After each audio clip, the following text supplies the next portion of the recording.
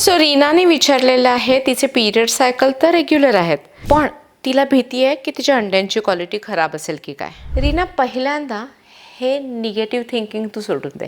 कारण तुझे पिरियड्स तर रेग्युलर आहेत, वेळेवर येत आहेत, फ्लो चांगला आहे, तर तू काळजी कशाला करतेस. कित्येक वेळेला आपल्याला आपल्या मैत्रिणीचं आपण ऐकतो आणि तीच भीती आपल्या डोक्यात बसते की बापरे असं झालं तर. पण हे सगळं तू विसरून जा. तू तुझ्या लाईफस्टाईलवर कॉन्सन्ट्रेट कर. लाईफस्टाईल तू चांगली ठेव. एक्सरसाइज छान करायचे, बॅलन्स डाएट, आउटसाईड फूड नको, बेकरी प्रॉडक्ट्स नको, यूज ऑफ प्लास्टिक नको, शांत झोप घे, स्ट्रेस कमी कर. या सगळ्याने तुझी अंड्याची क्वालिटी चांगली राहायला मदत होईल. खरं म्हणजे AMH लेवलसुद्धा आपल्याला अंड्याच्या क्वालिटीबद्दल सांगू शकत नाही, ते फक्त संख्येबद्दल सांगू शकतं.